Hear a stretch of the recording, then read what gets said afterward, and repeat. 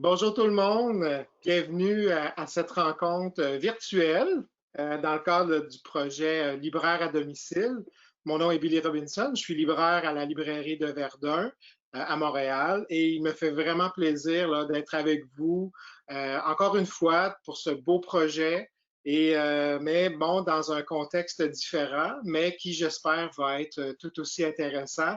Avec nos invités d'aujourd'hui, je pense qu'on n'aura pas de problème. C'est encore une fois, c'est une rencontre là, qui est produite dans le cadre, comme je vous disais, du projet Libraire à domicile. Et nous souhaitons, avec ce projet, là, aller vers les populations qui ont moins la facilité de se déplacer dans des lieux comme les librairies. Cette vidéo est spécialement produite là, justement par les membres de la Fédération québécoise du loisir en institution, un partenaire précieux de l'ALQ. Mes invités aujourd'hui, ben, c'est deux écrivaines que j'adore. Je suis vraiment choyé de les avoir avec moi aujourd'hui via les internets, comme on dit. Christine Brouillet, Bonjour. écrivaine. Bonjour Christine. Et Michel Plameur, écrivaine aussi en direct de l'Estrie. Bonjour. Bonjour. Bonjour tout le monde. Euh, C'est vraiment une belle rencontre parce que, d'abord, Christine, vous avez demandé que cette rencontre-là, que lorsqu'on a parlé de faire une rencontre avec vous, d'y inclure Michel parce que c'était un grand coup de cœur. On va en reparler tout à l'heure, mais pourquoi avoir demandé là, justement que Michel nous accompagne? Michel est vraiment une des écrivaines que j'aime le plus au Québec depuis plusieurs années. Donc, c'est spontanément le livre de Michel, le dernier, et le précédent, c'est des livres que j'ai achetés minimum 20 fois. Je les donne à tout le monde, il faut que tout le monde les lise. C'est comme, c'est ça, habiller le cœur autour de moi. Là, c'est rares sont ceux qui ne l'ont pas encore lu. Donc, c'est spontanément que j'ai pensé à elle. Puis, je suis ravie qu'elle soit là de son estrie lointaine. Ben, merci pour cette belle idée puis pour l'invitation, Christine et Billy. Là, vraiment, je suis ravie d'être là. Je suis vraiment choyée. Puis, avant la pandémie, on est allé, on a rencontré des gens dans des RPA, dans des CHSLD. Ces rencontres, elles étaient tellement riches pour tout le monde, mais pour moi aussi. Donc, je suis contente d'avoir la chance de continuer ces rencontres-là, finalement. Oui. Oui, tout à fait. Ces rencontres qui sont devenues au fil du temps des rendez-vous incontournables, autant pour justement pour les écrivains, pour les libraires, mais aussi pour les gens qui ont pas cette chance-là justement de venir nous voir en librairie, en bibliothèque ou dans les salons. Donc, de se rendre chez eux, dans leur intimité, souvent, avec de belles rencontres. Là. Alors, je suis content vraiment qu'on ait cette chance-là quand même là, de faire ça de cette façon-là. Euh, Brièvement, là, pour les gens qui ne vous connaissent pas, mais bon, il n'y a pas grand monde, je pense, qui ne vous connaissent pas. Alors, Christine, vous avez écrit des dizaines de romans. Vous avez un énorme succès avec, bien entendu, avec Maud Graham et sa série à succès avec plus de 750 000 copies. Et là, on le dépasse avec votre dernier livre, Les Cibles. Vous avez écrit vous avez dirigé des collectifs, on va en parler aussi si on a quelques instants sûrement. Et Michel, vous aussi, vous avez publié, vous êtes rendu à 7 ou 8 romans maintenant. Vous avez remporté plusieurs prix aussi. Je trouve ça vraiment intéressant parce que vos deux univers sont vraiment, on a l'impression qu'ils sont à l'opposé. Euh, Christine avec le côté plus polar et tout ça, et vous dans les grands romans très intimes souvent, mais il y a vraiment un beau lien à faire et je pense que c'est la sensibilité en fait. Souvent dans vos deux romans, dans vos romans en fait, il y a souvent des femmes fortes, un regard très sensible aussi sur les autres. Et je pense que principalement avec Christine, votre dernier roman, Les Cibles, et Michel avec Habiller le cœur, on a fait le lien déjà. Christine, vous avez beaucoup adoré Habiller le cœur et je pense que Michel, vous m'avez parlé que vous avez beaucoup apprécié le thème, entre autres, là, des cibles. On va en parler. J'aimerais, pour commencer justement, on va entrer dans le vif du sujet avec les cibles. Christine, euh, c'est le 19e roman avec Maud Graham, ce personnage que tout le monde aime. Cette femme est vraiment fascinante. Elle vous habite, là, j'imagine, à tout moment de la journée. Ben, là, actuellement, non, parce que je suis dans un roman où elle n'est pas présente. Elle va revenir en 2022. Alors là, je suis avec d'autres sortes de pourris, là. Donc, autre chose. Mais Maud fait partie de moi, puis quand je vais la retrouver, c'est comme si je retrouve une amie. Souvent, les gens pensent que c'est mon alter ego. Ce n'est pas mon alter ego. Moi, je suis bien trop heureuse pour faire le travail de policier. Je suis bien dans ma maison, je peux vivre des grands frissons, mais tout va bien. Mais non, Maud est différente de moi, mais je la connais par cœur. Donc, quand je fais des romans où c'est Maud Graham qui est en avant, j'ai pas besoin de me poser de questions à propos d'elle, de son chum, de son fils, de tout ça s'installe rapidement. Donc, ça me permet de faire des intrigues plus compliquées, comme dans les cibles où il y a 2 histoires, il y a un cold case, il y a beaucoup de choses. Donc, Maud, c'est pratique, mais je n'ai pas fait un Maud tout de suite parce que comme je suis un peu l'actualité, j'aurais été obligée de mettre Maud en pleine pandémie. Mais le problème, c'est que la pandémie continue. On ne sait pas comment ça va finir. Donc, je ne pouvais pas mettre dans mon roman quelque chose que je ne sais pas quand le livre sort, puis c'est pas ça qui est arrivé. On a-tu en avoir une troisième, une quatrième, bref. Donc, j'ai fait un roman qui termine en 2017. Fait que je vais être correct pour les dates. Là. En 2017, nous étions encore dans l'innocence. On était dans une autre époque. On a l'impression d'avoir... Ça nous paraît très, très loin et très étrange maintenant. Oui, parce que je regardais des photos dernièrement, Michel, l'année passée, on était à peu près à la même époque au Salon de l'Estrie ensemble. J'ai vraiment l'impression qu'on est comme complètement ailleurs aujourd'hui. 2 ans auparavant, on était en Suisse, là. Oui, tout à fait. C'est incroyable. Ouais. Ouais. Là, tout ça, oui, tout ça est plus là pour quelques, on espère juste pour encore quelques mois. Michel, pourquoi? Juste pour parler des cibles aussi, oui. je trouve ça tellement intéressant, Christine, parce que c'est tellement le fun qu'on ait la chance de se parler de nos romans l'une et l'autre comme ça. C'est un vrai cadeau que tu nous offres, Billy. Merci. Mais je trouve ça très intéressant de t'entendre dire que tu es collé à l'actualité avec Maud Graham parce que c'est tellement vrai dans les cibles. La façon dont tu abordes la question des relations de couple homosexuels, de l'homosexualité, de l'homophobie, je trouve ça, c'est tellement contemporain et parce que c'est un cold case, c'est une enquête policière qui n'a pas été résolue.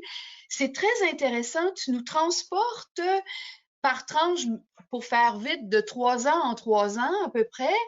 Et on voit l'évolution de nos mentalités aussi par rapport à notre rapport à l'homosexualité et à l'homophobie. Je trouvais que c'était comme une petite leçon de nos mœurs aussi par rapport à cette question-là. Et si je peux me permettre, j'ai trouvé d'une très grande sensibilité la façon dont tu as abordé la relation entre Evelyn et Angela. Tout le naturel de leur relation amoureuse et où je sais que c'est nécessaire aujourd'hui de nommer les choses, de trouver les bons mots à mettre sur ce que nous vivons, sur nos émotions. Mais j'ai beaucoup apprécié que ces 2 femmes-là n'ont jamais besoin de se mettre une étiquette. Elles s'aiment et elles exultent et elles sont en deuil. L'une est en deuil à un moment donné, je ne veux pas trop en dire, mais j'ai trouvé que c'était magnifique comment est-ce que tu nous amènes ça dans le naturel. Et c'est ce que c'est, aimer quelqu'un. Mais ça devrait jamais être plus compliqué que ça. Tu aimes qui tu aimes, là, tant que c'est pas contre la personne puis que tu es dans l'harmonie. mon Dieu, que tu aimes un homme, une femme, ou un des deux, peu importe, là, c'est le sentiment amoureux qui est important. On est amoureux d'une intelligence, d'une sensibilité, d'un charme. Et moi, ça me paraît, c'est ce qui me paraît incroyable, c'est qu'on condamne des gens qui vivent pas exactement la même chose que nous, puis il y a encore du travail à faire, malheureusement. On est mieux lotis au Québec que dans beaucoup de pays, mais il y a du travail à faire. C'est pas vrai là, que tout est accepté facilement. Il y a encore boulot à faire. Donc, mettons que je mets ma pièce à l'édifice en espérant changer un petit peu les mentalités. Ben, je dirais que c'est réussi. En tout cas. Oh oui. Oui, mais moi, je dirais que c'est réussi parce que il y a aussi, je pense ce qui est intéressant dans le roman, c'est que vous amenez, oui, une pierre à l'édifice, mais c'est une question, je pense aussi, d'éducation, d'ouverture, de démonstration, en quelque sorte. Je cherche les bons mots parce que c'est pas nécessairement, c'est ça, on ne doit pas éduquer les gens, on doit juste leur montrer que ça existe et que c'est normal et que c'est juste de la sensibilité. Mais je dirais que Michel fait le même travail avec Habiller le cœur. Parce que quand il est question de Monique qui part dans le Grand Nord pour travailler comme travailleuse sociale, tout ce que tu nous montres de ce Grand Nord-là, qui est tellement souvent décrit uniquement sur les choses qui vont mal, ton livre donne une dignité formidable à ces gens-là. Et c'est ça, c'est éblouissant dans le roman, c'est lumineux parce que tu ne masques pas les problèmes qui existent réellement, on le sait, d'alcoolisme, de violence et tout ça, mais il n'y a pas que ça. Et ça fait tellement du bien de se dire, mon Dieu, la vie n'est pas noire ou blanche. Et ce livre-là est tout en teinte, et en teinte magnifique aussi, parce que je pense juste au fameux manteau. Bon, je ne veux pas rien révéler, mais il y a des couleurs dans ce roman-là. Mais ce que j'aime, c'est que c'est pas catégorisé et on est dans la nuance, on est dans ce que je dis, la sensibilité. Et si vous ne l'avez pas encore lu, ben vous êtes chanceux parce que vous avez un grand bonheur qui vous attend. Moi, je vais le relire, fait que c'est comme, ça va être autre chose, je vais découvrir autre chose, parce qu'au début, parce qu'il faut dire que ce livre-là, quand je l'ai lu, je me suis forcée à ne lire que 10 pages par jour, parce que Michel n'écrit pas très rapidement, alors je me disais, après, ça va être fini, puis on va pas des mois et des mois. Donc, j'étais 10 pages par jour, mais c'est comme un sac de chips, là. Ça prend de la volonté pour s'arrêter. Mais j'ai vraiment lu 10 pages par jour. C'est la seule fois de ma vie que j'ai fait ça avec un livre, mais je voulais pas que ça finisse. Merci, merci Christine. Mon Dieu, quelle gentillesse. Je suis contente qu'on l'enregistre. Je vais pouvoir écouter dans mes moments de grand doute quand j'ai écrit. Je vais aller par jour. OK. Mais vous n'avez pas à vous inquiéter parce que je trouve que effectivement la sensibilité de votre écriture, Michel, est vraiment dans tous vos romans, c'est souvent comme ça. Et ce que j'aime de Étincelle, entre autres, qu'on va parler, de Habiller le cœur aussi, ce sont de courts chapitres, une économie des mots.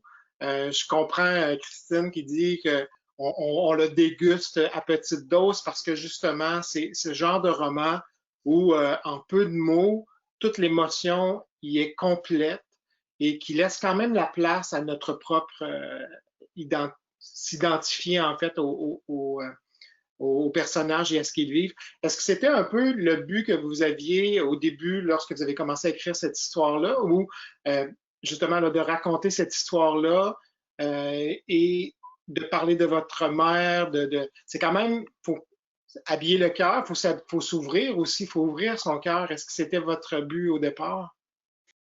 Ben, merci pour la question, Billy. En fait, Habiller le cœur, comme Étincelle, mais on va parler d'Habiller le cœur. Habiller le cœur est un roman qui est vraiment, vraiment collé à la vérité, pas à la vérité, mais à la réalité. Donc, ma mère, à l'âge de 70 ans, elle sort de sa retraite, puis elle veut aller vivre le rêve de sa vie, qui est de travailler au niveau des services sociaux dans le Grand Nord. Puis pour vrai, ma mère a fait ça. Et tout de suite, quand elle est arrivée dans le Grand Nord, elle a commencé à me donner des coups de fil ou est-ce qu'elle me racontait des anecdotes ou des bribes. Elle essayait de me décrire le paysage ou elle m'envoyait des courriels, mais complètement déjantés, comme à 2 heures du matin, elle se réveillait, elle avait une illumination, elle se versait un verre de vin blanc, puis elle m'envoyait un courriel avec pas de majuscule, pas de point, pas de virgule, complètement sauté. Mais c'était tellement évocateur. Donc, moi, j'ai gardé ça dans ma tête, dans mon cœur, puis dans mon esprit un peu de créatrice, d'écrivaine. Ouais. Puis, quand ça a été le temps d'écrire, ben, j'avais ces bribes, ces anecdotes, ces images qui étaient finalement assez courtes. Donc, c'est comme un condensé de tout ça. Et c'est ça qui fait ces chapitres très courts, je pense, Billy. Ça a été un petit peu le plan, tu sais, c'était vraiment les vrais courriels de ma mère. Oui, mais il y a tout le travail de construction aussi avec le passé de ta mère qui est... Moi, quand j'ai lu le roman, je l'ai lu avec le plaisir que j'ai dit, mais aussi, je pouvais pas faire autrement que de remarquer que cette construction-là, ça a l'air très fluide quand on lit et tout ça. Mais pour intégrer tout ce qui se passait dans le passé, mais ta mère, quand elle est dans les années 50, là, tu sais, ta mère dans les années 50, toi installée à Montréal, puis dans l'immeuble où habitait Anne Hébert, il faut le dire, et les histoires qui se passent dans le Grand Nord, que tout ça se chevauche, s'entrecroise, se mêle, sans qu'il y ait jamais d'errance, parce qu'on n'est jamais perdu quand on lit le roman. On est quand même dans des années différentes, dans des lieux différents. C'est une construction magistrale, avec en plus énormément d'émotions. On a le cœur serré souvent, puis en même temps, il y a des éclats de rire. Moi, ta mère qui te demande d'envoyer une chaise berçante, ça, c'est... On peut pas inventer ça, je crois. Non, ma mère, elle a toujours des projets à coucher dehors. Puis, ceux qui me connaissent, vous allez me connaître si vous lisez un de mes romans. Ma mère est beaucoup plus flyée que moi. Moi, je suis vraiment la sage comme une image. Donc, dans le roman, c'est vraiment ça, ce contraste entre nos deux personnalités. Puis, cette Michelle dans le roman qui est toujours à moitié fâchée contre sa mère quand sa mère lui demande de faire quelque chose, à moitié ou un tiers, elle sent que c'est son devoir, justement, de trouver cette chaise berçante et de l'envoyer par la poste au Grand Nord. Comment on fait ça, envoyer une chaise berçante dans le Grand Nord? Et en même temps, il y a une part de cette Michelle, de la fille, qui saute un peu toujours à pieds joints dans les projets à coucher dehors de sa mère parce que ça rend sa vie à elle beaucoup plus intéressante et plus riche. Et cette quête de la chaise berçante, ben, ça amène Michel à réfléchir aussi, puis ça lui donne aussi une très belle excuse pour se balader dans cette Montréal qu'on aime, qu'on adore, dans nos années contemporaines, mais aussi dans les années 50. C'était un beau prétexte. Et ce que tu as réussi aussi, c'est de ne pas faire un Montréal de carte postale.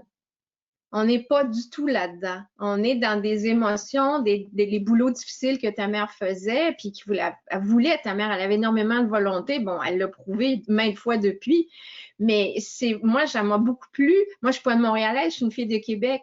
Donc, c'est ce qui me faisait connaître le Montréal où mes parents, eux, avaient habité. Donc, pour les gens qui n'ont pas encore lu le livre, vous allez découvrir une ville qu'on connaît aujourd'hui, mais quand on se dit comment c'était avant et tout ça, oh non, j'ai tellement aimé ça. Tellement. Ah, ben merci. Écoute, moi, je trouve que les mots de Graham font la même chose pour moi par rapport à la ville de Québec, qui est une ville que je connais pas bien. Je la connais vraiment en tant que touriste. Mais là, tu nous la montres toujours de l'intérieur, puis par des personnages tellement différents, puis hauts en couleur, puis qui connaissent toutes les petites ruelles. C'est intéressant, oui. Oui, ben, je trouve que Christine, elle est beaucoup comme moi par rapport à l'écriture. C'est qu'on est aussi, on est peut-être des écrivaines du cœur, mais on est beaucoup des écrivaines du lieu. Je trouve ça. Oui, et de la transmission, parce que moi, ce que je trouve aussi un des autres liens que je peux faire entre vos œuvres, c'est la transmission. Entre autres, dans Habiller le cœur, on parle, c'est vraiment, moi, je pense qu'un des thèmes principaux, c'est vraiment la transmission, c'est le partage des petits bonheurs, de ce qu'on est, votre mère versus ce que vous vivez en tant qu'écrivaine et femme.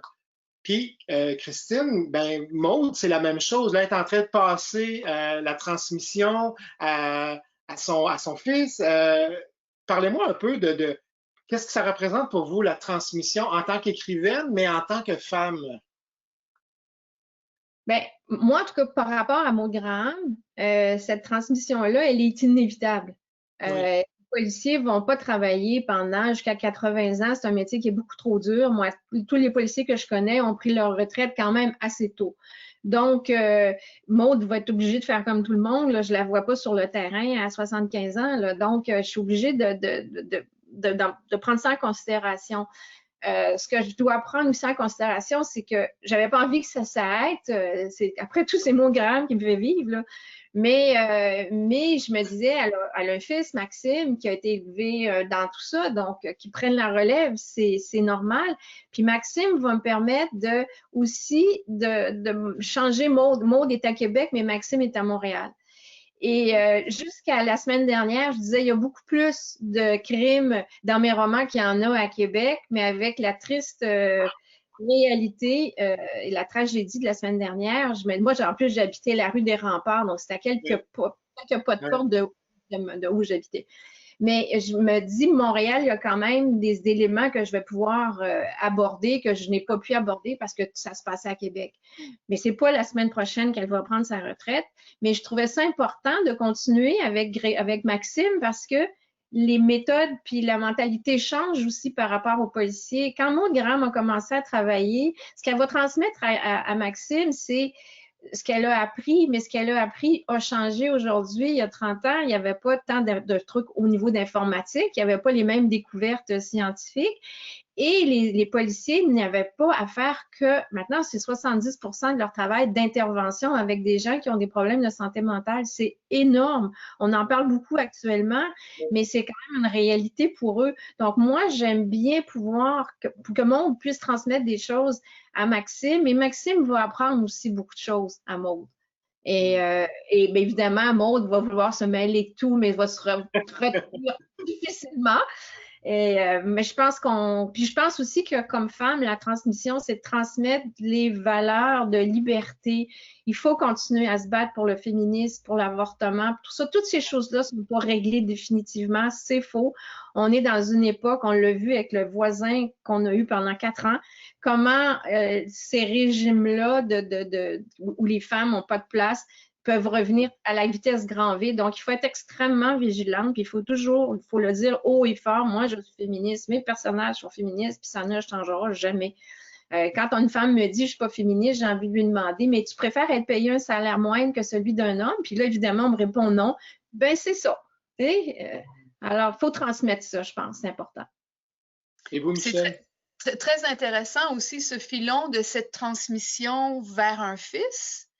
Avec ce fils, ce passé qu'il a, ce fils aussi, mon Dieu, mais c'est tellement riche, toute cette histoire entre ces deux-là, la richesse au fil des romans, c'est extraordinaire, et de voir qu'il va être un allié justement de la cause féministe, puis qu'il va être sur le terrain, c'est tellement fort, Christine, c'est très beau, c'est magnifique, bravo.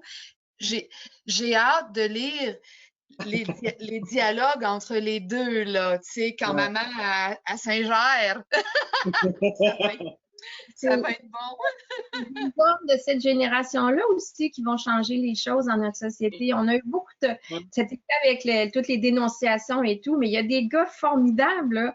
Ces hommes-là, c'est ces hommes-là qui vont aussi changer la donne avec les femmes. Donc, c'est hyper important que tout le monde, de toute allégeance, de tous côtés, qu'on se réunisse puis qu'on essaie de faire une meilleure société. Mais moi, j'y crois, mais il faut transmettre les bonnes choses. En tout cas, du mieux qu'on peut. Tout à fait. Et vous, Michel, la transmission? pour vous, c'est quoi? Ben, dans Habiller le cœur, oui, j'ai fait une grande place. En fait, Habiller le cœur, comme Christine l'a dit, il y a une grande partie du roman qui se déroule à Montréal puis qui se déroule dans notre sud.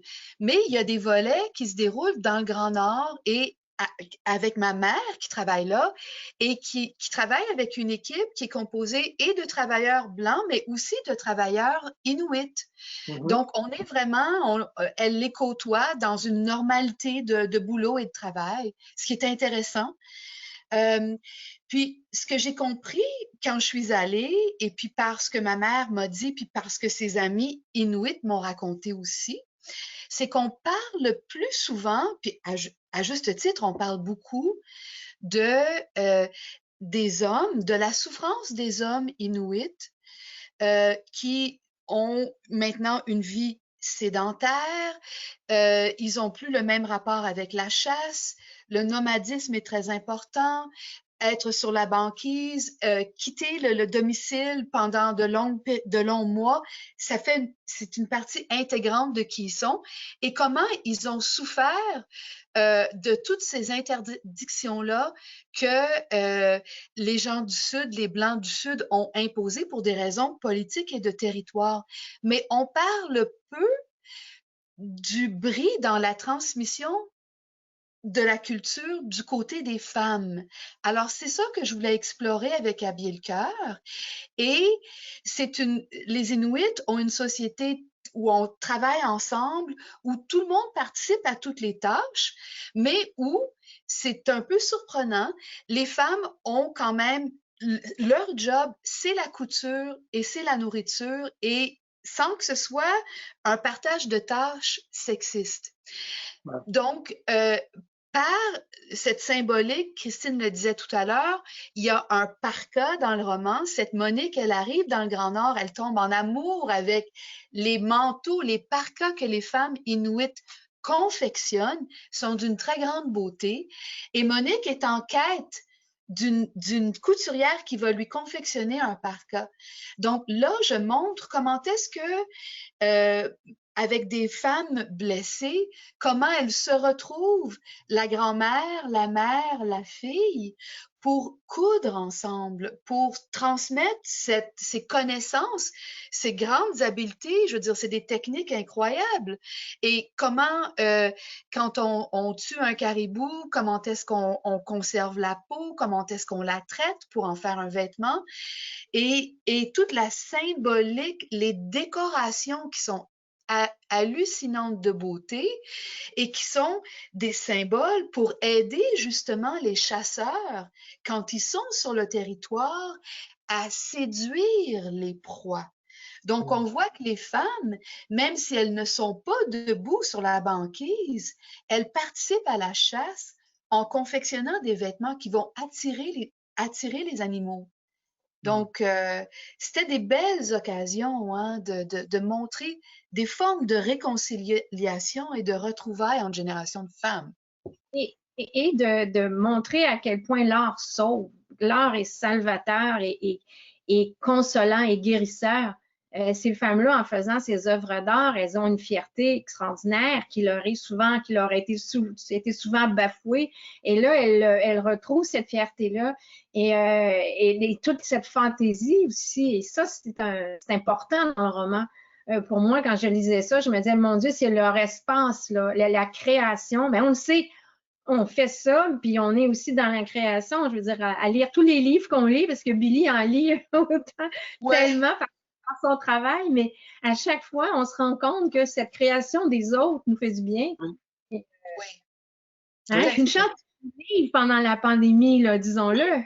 Particulièrement, oui, exactement, parce que nous, on a été chanceux que les librairies, les gens ont vraiment embrassé les libraires et ils se sont rués pour acheter des livres, aller dans les bibliothèques aussi pour aller en chercher. Les gens se sont repris, je pense, de se faire du bien en lisant. Et c'est ça, l'art sauve. Et ça m'amène, on parlait de faire des liens. J'ai le goût d'en parler tout de suite parce que vous m'avez parlé, quand je vous ai demandé de de me faire une liste de vos lectures qui vous ont marqué. Spontanément, je pense que le livre, la biographie, la magnifique biographie de Marie-André Lamontagne, publiée chez Boréal sur Anne Hébert, quelle œuvre! Je suis content qu'on puisse en parler parce qu'effectivement, c'est une femme qui a marqué pour son art, pour son œuvre, mais quelle biographie, Christine, si tu veux. Mais moi, d'abord, j'ai trouvé que c'était tellement complet. Il faut dire, Marie-André Lamontagne, je pense qu'elle a fait la recherche pendant 10 ans avant de se mettre à la rédaction, qui a pris au moins 5 ans. Donc, c'est pas quelque chose qui a été fait sur le coin de la table, ça a été fait avec une minutie extrême. Ne serait-ce quand on voit à la fin du livre, on voit toutes les personnes qui ont été consultées, tous les gens, la liste est affolante. Moi-même, j'ai consulté parce que j'ai eu le bonheur de connaître Anne Hébert. Donc, et je sais comment Marie-André a été très vigilante et posait beaucoup de questions pour savoir telle chose. Et donc, c'est un travail qui est colossal et c'est un travail qui est, bon, comme auteur, évidemment, moi, de lire sur la création, comment Anne travaillait, c'est absolument fascinant. C'est aussi, ça a été des leçons, mais c'est aussi toute une époque. On n'a pas, c'est Anne Hébert, oui, mais Anne Hébert, dans le contexte de son enfance à Québec, son adolescence, une vie elle n'avait pas une grande santé, donc elle était hyper protégée, presque enfermée dans la maison avec ses parents. Quand elle l'a quitté pour aller vivre à Paris, il fallait qu'elle respire enfin puis qu'elle se découvre. Mais tout ce travail-là, toute cette vie-là consacrée à l'écriture, c'est une vie de la barre, mais c'est une vie où on voit tous les courants, toutes les époques, tout ce qu'il y a eu comme courant d'écriture aussi au Québec. C'est l'histoire du Québec, c'est l'histoire de la France à cette époque-là aussi. C'est l'histoire de l'écriture. C'est comme si on avait beaucoup d'histoires et qu'on prenne le livre d'une manière ou d'une autre. J'avais l'impression d'être dans un kaléidoscope où toutes les choses bougent, s'emboîtent, puis d'un coup, oups, et tu vois l'unité aussi, et tu vois que oui, c'était écrire pour vivre, là, et que c'était le but, et c'était comme ça. Donc, je pense qu'Anne a fait d'énormes sacrifices pour pouvoir écrire. Et on a été ceux qui en ont bénéficié, bien sûr, mais c'est un ouvrage qui est remarquable et je suis persuadée qu'Anne serait fière du résultat. C'était une femme qui était extrêmement réservée, elle ne se livrait pas facilement et tout ça. Mais elle n'aurait pas trouvé que Marie-André Lamontagne était, moi, ayant connu Anne, j'aimais que Marie-André Lamontagne soit aussi respectueuse. Elle a vraiment été dans la délicatesse, dans le tact. On n'est jamais dans quelque chose de pas trop. C'est précis, c'est net, c'est propre, c'est bien fait et ça se lit comme un roman aussi parce que la plume de Marie-André Lamontagne, elle est très vive, elle est très alerte. On est vraiment dans quelqu'un qui sait écrire. C'est pas une biographie qui est juste intéressante par les faits, c'est pas juste ponctuel. On est vraiment dans quelque chose qui est tu veux savoir ce qui va arriver à Anne Hébert. Putain, on connaît la fin, là, mais malgré tout, on lit ça ça nous rappelle des choses. On dit, oh mon Dieu, c'est vrai, c'était comme ça. Puis ça nous donne évidemment envie de relire tout ce qu'Anne a fait. Moi, je savais juste pas par lequel je vais recommencer. Oui, d'ailleurs, lequel, spontanément, comme ça, rapidement. Là. Bien sûr, parce que comme il y a un meurtre, c'est naturellement le meurtre de Pollard qui est à Kamouraska. Puis, bon, on a tous aimé Dan Hébert. Oui. Et vous, Michel, qu'est-ce qui vous a plu dans cette biographie? J'endosse tout ce que Christine vient de dire. C'est vraiment ça. Quand on lit la biographie de Marie-André Lamontagne, on se dit, mais il y avait juste elle qui pouvait l'écrire finalement. C'est fou à quel point Marie-André Lamontagne a une vie de femme et une vie d'auteur et de journaliste tellement pleine et entière, mais je pense que ça sera vraiment, elle va marquer la littérature avec ce livre-là. C'est absolument certain dans mon esprit. Ce que j'ai aimé, comme d'un côté personnel, moi, je viens d'une famille très modeste, pas du tout intellectuelle, et puis j'ai pas fait des études littéraires, puis ben j'ai été un petit peu décrocheuse à mes heures, puis donc c'est comme si cette histoire de j'ai eu accès à quelle était la vie intellectuelle vraiment à partir des années 30 au Québec. Puis Anne Hébert, dans sa vie personnelle, elle a eu des opportunités, elle a eu des chances. Il y a des gens qui lui ont ouvert des petites fenêtres, mais d'autres fenêtres, c'est elle qui les a ouvertes, ces fenêtres-là.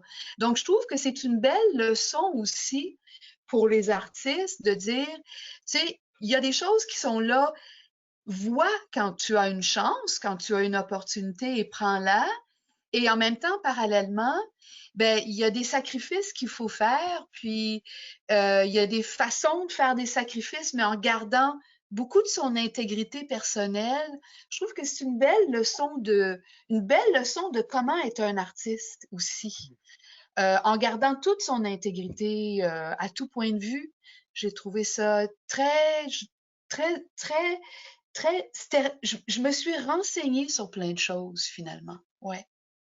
Puis en tant que féministe, c'est un roman important. Je dis un roman, vous voyez le beau lapsus, mais une biographie importante parce qu'on nous montre vraiment qu'Anne Hébert était une femme qui a jamais obéi aux dictats de son époque, qui était mariée à la maison avec des enfants. C'est pas qu'elle aimait les enfants, là, c'est pas l'idée, mais c'est que elle avait fait, il y avait un des choix à faire et elle a fait ce choix-là. Mais elle s'est pas, elle a jamais été dans la conformité, dans la norme, dans se dire ah ben je peux pas faire ci, je peux pas faire ça parce que je suis une femme. Ça faisait pas partie de ses préoccupations là, et heureusement. Tout à fait. Et aussi, le fait que ce soit, on voit que c'est sans égoïsme aussi. Je trouve ça très intéressant de voir, c'est pas qu'elle a pas le choix, mais c'est un appel qu'elle a, un appel si grand. Et elle fait des sacrifices, on les voit, on les lit, on les comprend bien, on les ressent. C'est pour ça que c'est un peu comme un roman. On les ressent, les sacrifices. Hein? Des fois, elle chauffait pas son appartement à Paris. Ça devait coûter pas mal cher de chauffage, des fois. Là. On sent le fret jusque dans notre moelle de femme écrivaine. Hein? Christine, on est assise, on est... Et moi, je me suis installée à Paris aussi. J'habitais 13 ans à Paris. Donc, tu sais, moi, j'ai chauffé à la maison. Puis les Français, quand ils venaient chez moi, ils me disaient, oui, mais il fait bon chez toi. Oui, mais je chauffe, mais c'est clair. C'était des choix à faire de dire je chauffe ou je chauffe pas. Mais je pense aussi qu'il y a eu ça dans ma relation avec Anne. C'est qu'Anne me voyait faire ce qu'elle avait fait. Quand je me suis installée, je connaissais personne. J'avais 2 valises. Je me suis dit, je vais vivre à Paris. Bon, je pense que ça a touché Anne de me voir me mettre dans des galères qui n'avaient pas de bon sens et tout ça, puis de me dire, ah, ça va aller. Elle devait se revoir, elle, au même âge, puis se dire, bon, voilà, on fait chacun son petit chemin, mais j'ai été vraiment chanceuse, privilégiée de la rencontrer. Ah, elle a dû tellement t'aimer. Pour dire la vérité. C'est intéressant parce que on voit que c'est une écrivaine qui vous a de toute évidence marqué toutes les deux. Ça fait encore un beau lien entre vous deux. Est-ce qu'il y a de ces écrivaines qui vous ont marqué pour d'autres raisons que le fait de les avoir côtoyées ou peut-être des écrivaines de l'extérieur, peut-être, ou Christine? Moi, spontanément, Marie-Claire Blais. Chaque fois que je lis Marie-Claire Blais, je suis dans, c'est une expérience physique et émotive, bien sûr, mais quand on plonge dans l'univers de Marie-Claire Blais, c'est comme si j'allais à la mer. C'est vraiment le mot plonger parce qu'on est pris dans le, tu sais, comme, c'est pas écrit d'une façon conventionnelle, donc il y a des grandes, les phrases il n'y a pas de point, il n'y a pas de, donc on est pris, on est happé, puis tout à coup on prend le rythme, puis là on sait qu'on est avec ces personnages-là, puis il y a un autre rouleau qui arrive, puis un autre, c'est un exercice formidable à faire, puis assez éblouissant, assez époustouflant, ça secoue, il y a quelque chose d'extrêmement tonique. Il y a beaucoup de romans que j'aime puis tout ça, mais Marie-Claire Blais me fait un effet physique particulier. Et quand je suis dans ces univers, je sais que je vis une expérience. Je suis privilégiée de vivre une expérience comme ça. Donc, c'est quelqu'un qui me marque à chaque fois que je la lis, ça me fait oh, mon Dieu, c'est ça, Marie. Et quel personnage, encore une fois? L'empathie, je connais pas un auteur. Ben peut-être Michel, tu t'en rapproches, mais qui a autant d'empathie pour les gens. Marie-Claire Blais, là, c'est difficile d'aller plus loin que ça, là. Donc, je l'aime d'amour, mais il y a plein d'auteurs. On a fait une petite liste de livres, là, puis on a mis toutes les deux les crépuscules de la Yellowstone. Beaucoup, beaucoup, ouais. Mais je suis d'accord avec toi par rapport à Marie-Claire Blais. Dernièrement, j'ai lu Passages américains de Marie-Claire Blais. C'est tellement intéressant. Son empathie, absolument, puis sa capacité de comprendre l'Amérique du Nord aussi. Elle comprend l'Amérique. C'est pas une mince affaire. Donc, Passages américains, si vous avez jamais lu Marie-Claire Blais pour plein de raisons. C'est une plaquette, c'est un livre très court et qui a vraiment un début, un milieu et une fin. Donc, il est très abordable, tu sais, de se dire, je m'offre un premier Marie-Claire Blais dans ma vie. Je pense que c'est un bon point d'entrée. Puis, avec on vient de vivre, avec les élections américaines, puis etc., on voit à quel point ces luttes raciales, ces luttes contre l'homosexualité, pour l'inclusion de tout acabit aux États-Unis, c'est depuis le jour 1 des États-Unis, puis c'est pas à veille d'être fini. Donc, elle nous en fait un condensé à travers un élément historique, l'assassinat de Robert Kennedy. C'est fascinant. Comment elle le fait aussi. Très intéressant. Ouais. Vous vouliez ajouter quelque chose, Christine? Non, je suis entièrement d'accord avec les propos de Michel. Je ne sais pas souvent, vous deux. C'est ça!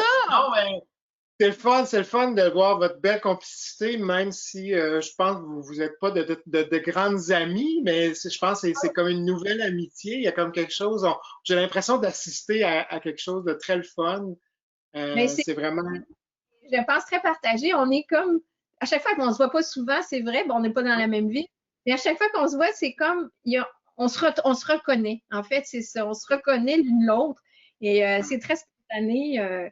Ça ne fait pas des années qu'on se connaît. Moi, on s'est connus après ton roman sur l'amitié étincelle, qui est une pure merveille, que j'ai aussi offert à des vingtaines mais on s'est croisés dans un salon du livre, puis on se connaissait pas, puis on s'est tombés dans les bras parce qu'il y avait c'était ça, là, on est comme, oui, c'est un bonheur parce que moi, je trouve qu'en vieillissant, il y a un seul avantage, c'est l'amitié. Ouais. Tellement. Oui, exactement. L'amitié. Alors, moi, je me dis qu'avec Michel, l'amitié va être comme les grands crus, ça va se bonifier avec le temps et mon Dieu, on va être l'équivalent d'un cheval blanc dans peu de temps. Tellement, tellement. Mais moi aussi, j'ai un souvenir impérissable de notre première rencontre au Salon du Livre de Gatineau, où est-ce qu'on s'était tombés dans les bras l'une l'autre, là. C'est très fort. C'est un moment fort dans ma vie. Oui. On a de la chance. Oui. En tout cas, moi, j'ai vraiment la chance d'avoir été témoin de cette rencontre-là ce matin, cet après-midi. En plus, avec ce beau temps qu'on a dernièrement, avant de s'enfermer pour l'hiver. Rapidement, est-ce que la pandémie et tout ce côté anxiogène un peu, est-ce que c'est pour vous un moment, bon, Christine, vous l'avez abordé un peu, vous avez commencé à réécrire, mais est-ce que ça a été un moment où ce que vous êtes justement, il n'y avait aucune inspiration, vous écriviez pas, ou au contraire, ça a été un moment de se retrouver?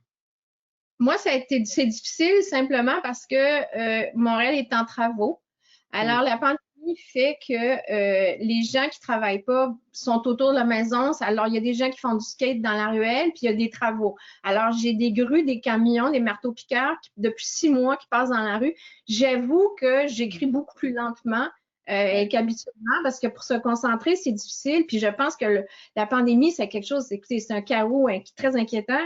Alors, on est tous, moi, je suis anxieuse, donc c'est pas ça qui va arranger mon anxiété, mais ouais. Mais moi, ça n'a pas. Moi, quand la pandémie a commencé, je corrigeais les cibles. Donc, j'étais pas dans un travail de création. Alors, ça m'a vraiment. J'ai pu avancer normalement. Et puis après, ben, je me dis, il faut que je fasse quand même quelque chose. Puis si j'écris pas, de toute façon, je me sens pas bien. Donc, mais je prends énormément de notes. Depuis le début de la pandémie, j'ai un petit carnet et j'écris beaucoup parce que je sais que le prochain programme, je vais tenir compte, je vais devoir parler de la pandémie et on se souvient toujours des grandes lignes, mais à mon âge, je sais que la mémoire est une faculté qui oublie. Donc, je prends des notes pour les trucs du quotidien, des choses qui sont un peu surprenantes, mais qu'on va avoir oubliées dans un an. Alors, j'ai mon carnet de pandémie et je m'efforce à prendre des notes, mais c'est rare que c'est amusant, mais ça arrive quand même. Il y a des petits détails des fois qui sont assez farfelus, donc je les prends en note. Oui. Puis je pense que ça va être intéressant, Christine, de voir avec les livres, puis Billy aussi. Écoute, je t'inclus, hein, Billy, quand je dis Christine, tu le sais, mais c'est parce que je réagis à ce que Christine vient de dire, mais je pense que quand on va commencer à lire les romans qui ont été produits pendant cette période de confinement et de pandémie, même si les romans ne traitent pas spécifiquement ou ne sont pas campés dans une société en pleine pandémie, ça va être très intéressant d'aller déceler quels éléments sont le fruit de la pandémie dans la psychologie des personnages ou dans le sentiment d'angoisse que les gens vivent. J'ai hâte d'aller lire entre les lignes finalement aussi. Ça va être très intéressant, ça. Il va y avoir, et ça, c'est les libraires qui vont pouvoir nous le dire plus parce que vous lisez tout, ou presque. Oui. Donc, vous allez voir s'il y a un courant, peut-être pas un courant littéraire de la pandémie, mais qui va avoir quelque chose, comme Michel dit, qui va se dessiner. Et aussi, il faut considérer que quand ces romans-là ou ces essais-là, on va les lire dans 10 ans, on va avoir le pouls de ce qui s'est passé, de ce qu'on a vécu, parce que ce qu'on vit, c'est un moment historique déplaisant, mais n'en reste que c'est quelque chose de très particulier. Le monde n'a jamais vécu ça avant, comme ça.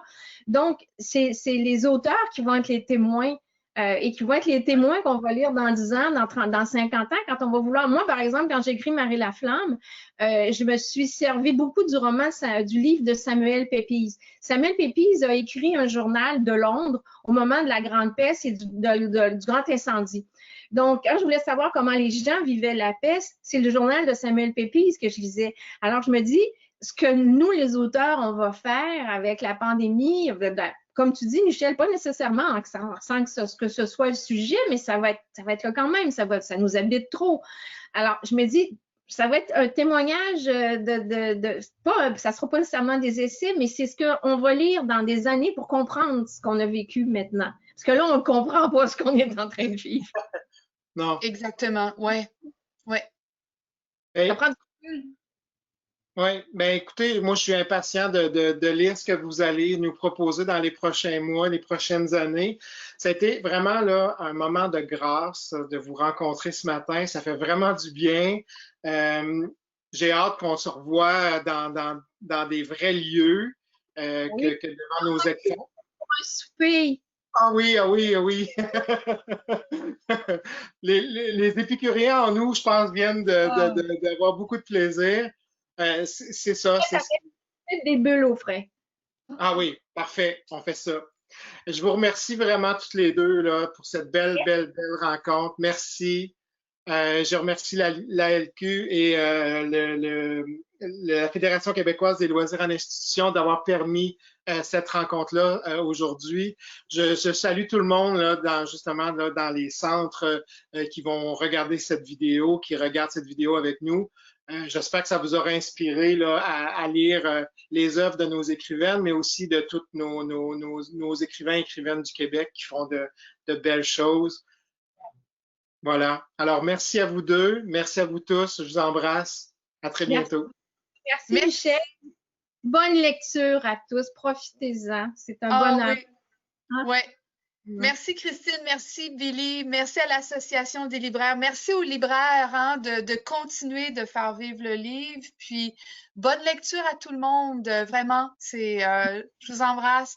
Je vous embrasse. Michel, les prescriptions littéraires, là, c'est formidable. Ça nous donne vraiment, il y a des prescriptions médicales, mais les prescriptions littéraires sont importantes. Absolument, absolument. Bye bye tout le monde. Au revoir. Bye bye.